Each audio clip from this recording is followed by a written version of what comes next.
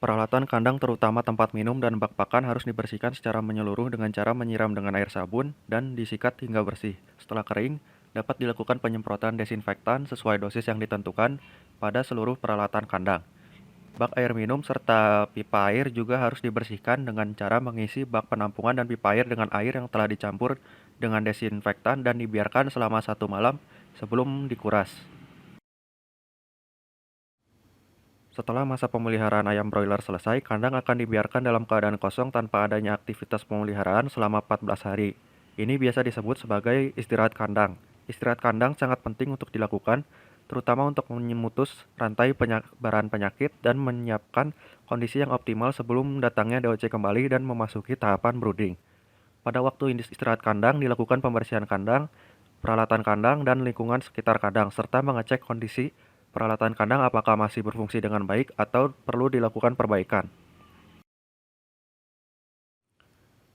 Sebelum check-in dilakukan, pastikan seluruh peralatan kandang telah tersedia dan berfungsi dengan baik. Tempatkan chick guard atau brooder guard secara melingkar atau memanjang dengan ukuran luas 0,032 meter persegi per ekor DOC dengan ketinggian 40 cm. Letakkan liter dengan bahan serutan kayu, sekam atau serbuk gergaji, dan pastikan liter yang digunakan kering, tidak menggumpal, murah dan mudah didapat. Liter disebar merata di seluruh lantai kandang dengan ketebalan 6 hingga 8 cm. Kemudian atur tempat minum dan tempat makan agar jumlahnya cukup dan dapat dijangkau oleh DOC. Nyalakan pemanas 1 hingga 3 jam sebelum kedatangan DOC dan pastikan pemanas cukup dan tersebar agar distribusi panas dalam kandang dapat merata.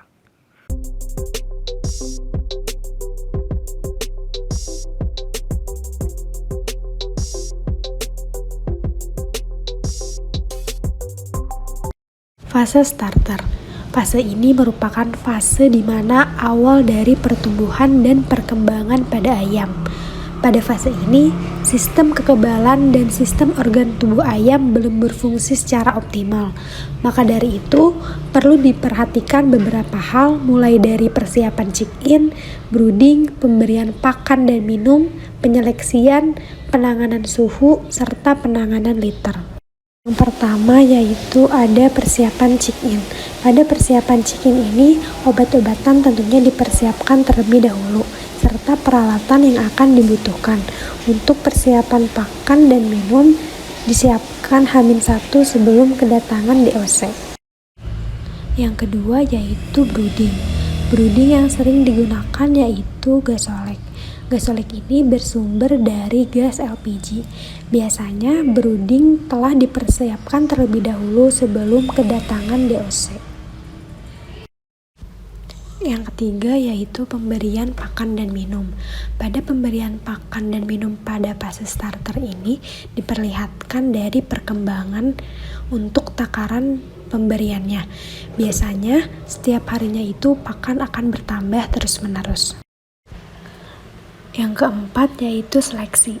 Pada saat penyeleksian, ayam-ayam yang berukuran kecil dan kurang sehat dipisahkan dari yang lain. Hal ini bisa dilihat secara langsung saat dilakukan penyeleksian tersebut.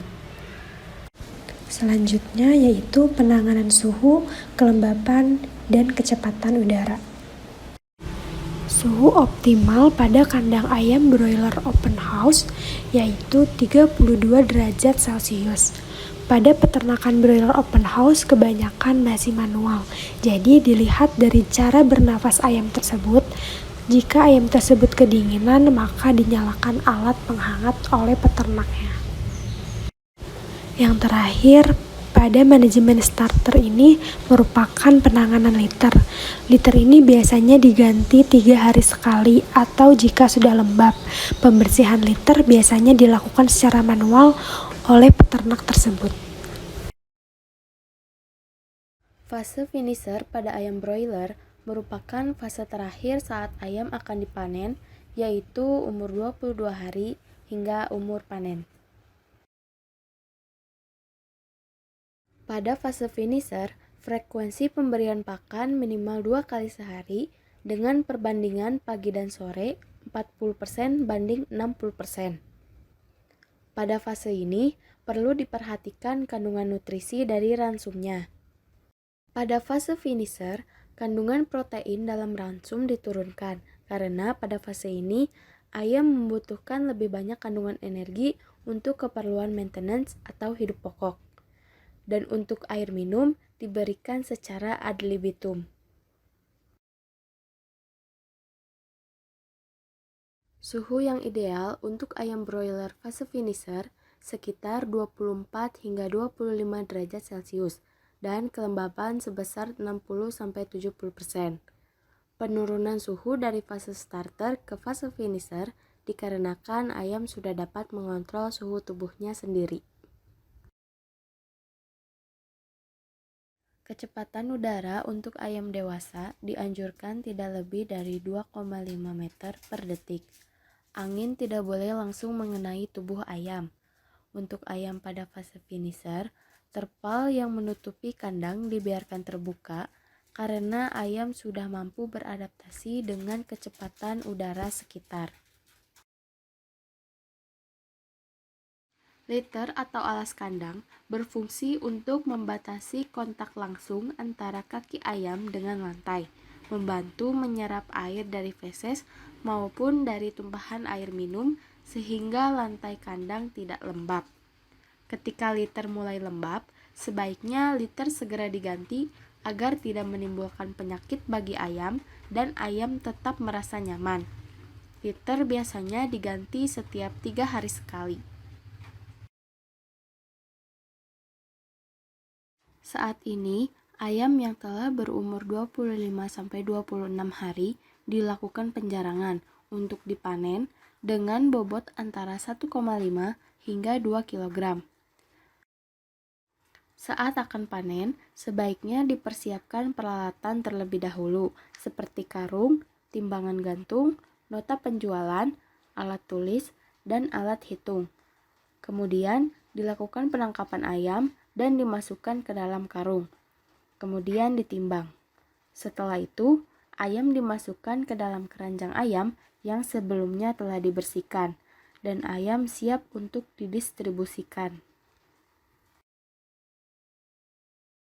Setelah ayam memasuki fase finisher, maka peternak akan mulai menerapkan perlakuan khusus agar ketika ayam broiler dipanen, bisa menghasilkan daging yang berkualitas dan empuk ketika dikonsumsi. Caranya, 1. Ayam broiler harus dipanen sebelum umurnya lebih dari 8 minggu.